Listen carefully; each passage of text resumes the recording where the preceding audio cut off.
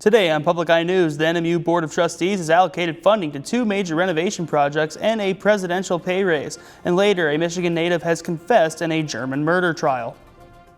I'll have your look at a snowy week ahead with your weather forecast, and Austin will have your Public Eye Sports breakdown later on. I'm Jackson Spencer. And I'm Austin Graham, and this is Public Eye News.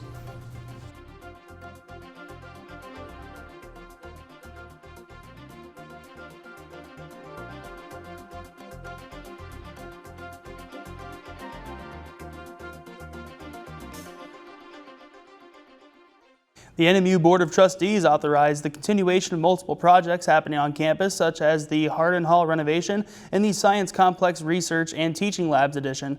In the last 2 years, the board has approved a variety of funding requests for the phases of each project. The funding request totaled around $33 million, but the final project bid eventually settled at $37 million.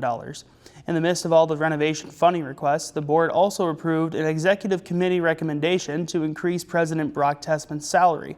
Based on his performance during his first year at NMU, Tessman will receive a 2% pay raise that non-represented NMU employees received last year. In Burnsville, Minnesota, a man is dead after he shot and killed 2 police officers and a firefighter during a shootout on Sunday.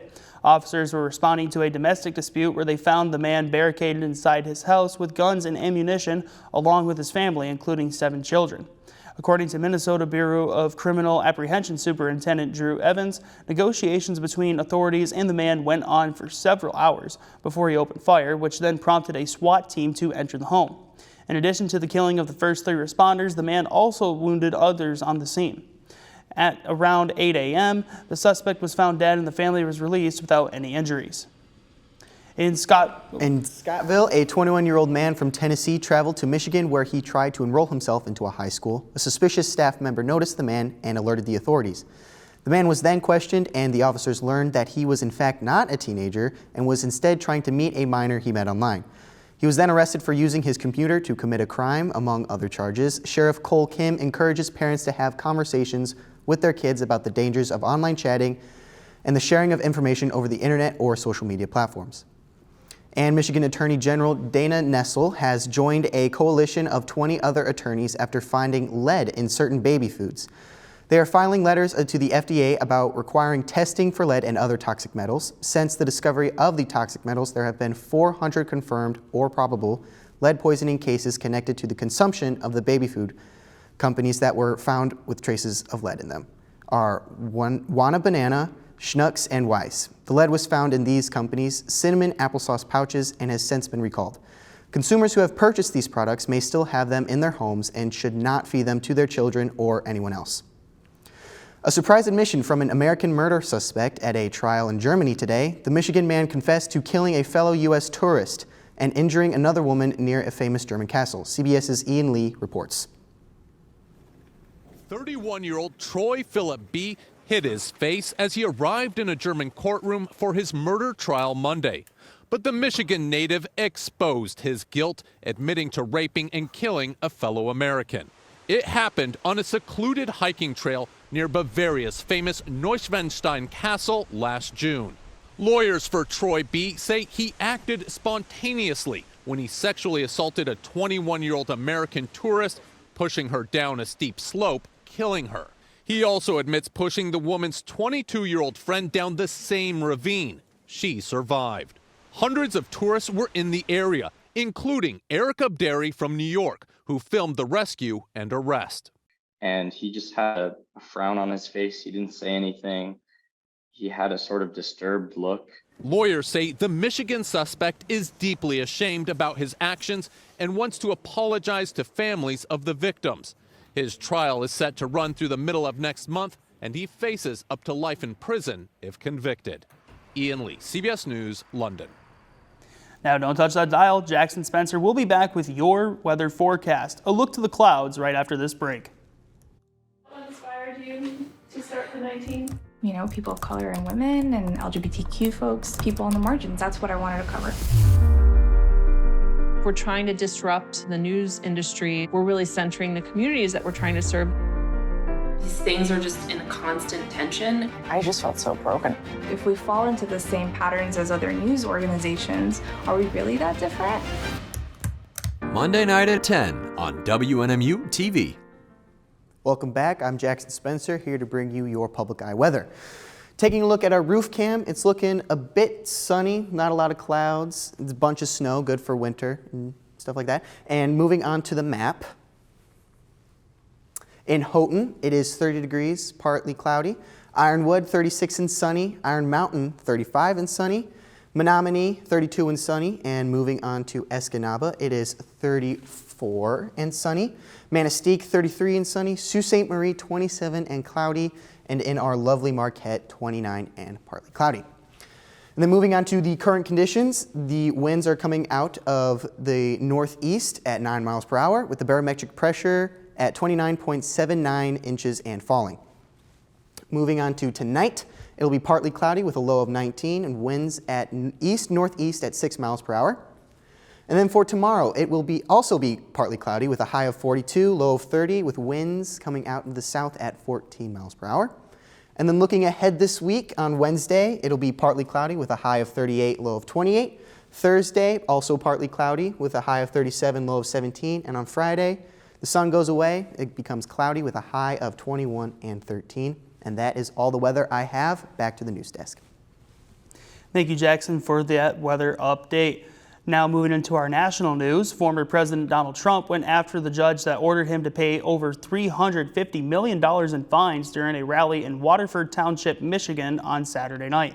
Trump made an appearance in Michigan to gain support for his presidential campaign, a state that he lost in the 2020 election to Joe Biden. Trump focused his speech on Saturday around the civil fraud trial ruling in New York. Trump said that the ruling was a, quote, lawless and unconstitutional atrocity and called the judge, Arthur Engoron, crooked. With interest payments, the former president's legal debts may surpass $500 million, and it's unsure if he will be able to pay it. Trump has stated that he will appeal the court's decision in the civil fraud case. And the Gaza Health Ministry has said that nearly 30,000 Palestinians have been killed in the Israel-Hamas war. Israeli Prime Minister Benjamin Netanyahu has said that the offensive will continue until total victory is achieved over Hamas. The Gaza Health Ministry said that more than 69,000 Palestinians have been injured, which has overwhelmed the territory's hospitals. Israel's ally, the United States, has said that it is still negotiating with mediators Egypt and Qatar on another ceasefire and hostage release agreements. Recently, those negotiations have stalled as the Prime Minister angered Qatar by asking the country to pressure Hamas. And a human rights group in Russia says more than 350 people were arrested over the weekend as they mourned the death of opposition leader Alexei Navalny in a prison camp. Russian officials say he died suddenly without giving many details. This morning, Navalny's widow accused Vladimir Putin of killing her husband. Imtiaz Tiab has the latest. In her video message, Yulia Navalnaya vowed to continue her husband's work, build a free Russia, and reveal the names of those involved in his death, while at Moscow's Solovetsky Stone, a monument to the victims of political repression, supporters continue to leave flowers in memory of Alexei Navalny. But in Vladimir Putin's Russia, political repression is everywhere. Across the country, tributes to the late opposition leader have been swept away. And hundreds have been arrested for daring to honor Navalny so publicly, says Russia analyst Jeff Hahn. What do you think it says about this moment in Russia? I think it illustrates a deep mourning among the people who were supporters of Navalny, which was a large section of Russians, many of whom believe they've now lost hope. The last time Alexei Navalny was seen alive was just a day before his death was announced, looking gaunt but seemingly in good spirits at the Siberian polar wolf penal colony where he was being held. Navalny's allies, President Biden, and other world leaders say Vladimir Putin bears responsibility for his demise. The Russian president was pictured smiling at a visit with factory workers shortly after the news of Navalny's death broke, but still hasn't commented publicly on it. After exposing corruption at almost every level of the Russian state, frequently targeting Putin himself, Navalny survived poisoning attempts and spent years in some of Russia's most notorious prisons before dying at 47, leaving behind a wife and 2 children. And world leaders, including President Biden, have vowed to hold those responsible for Navalny's death to account. But with Russians due to go to the polls in just a few weeks and Vladimir Putin all but certain to secure yet another full term, accountability, it seems, is a long way off. NPS Time, CBS News, London. And right there, after the short break, Austin will have your NMU sports breakdown. Stay tuned. We cover all the angles. We report the facts. We find clarity.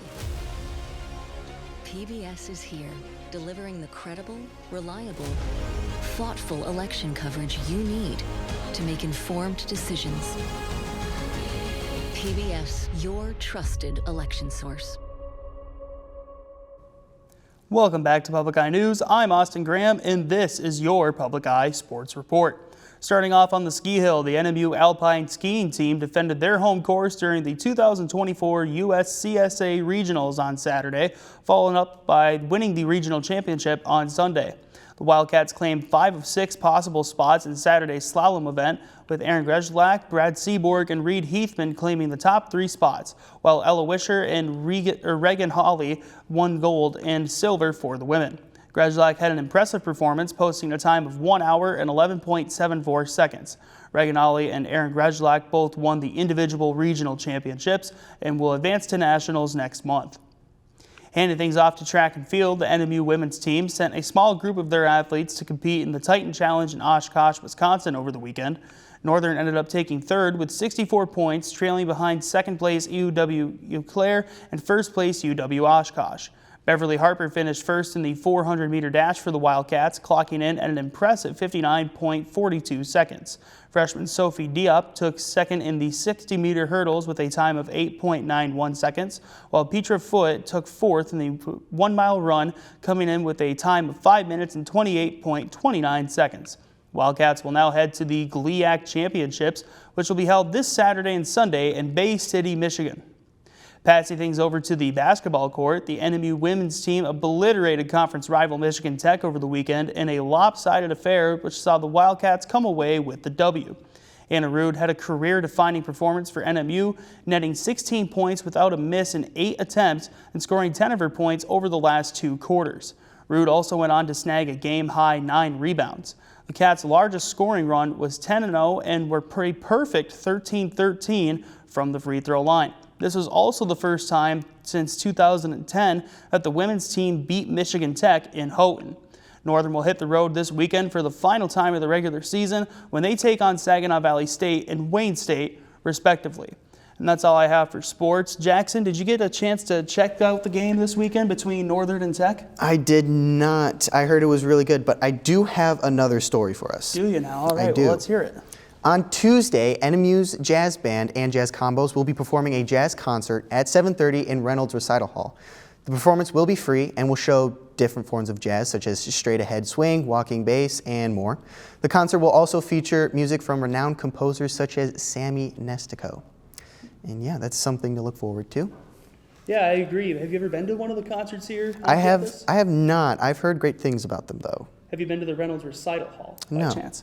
Oh my gosh, it is just such an amazing concert hall. I've been in it maybe just a few times, but I mean, the acoustics in there are just amazing. And to like see a jazz performance in there, I mean, that's gotta be amazing. Yes, it's exciting. Yeah, well, that's all the time we have for Public Eye News. I'm Jackson Spencer. I'm Austin Graham. We'll see you tomorrow.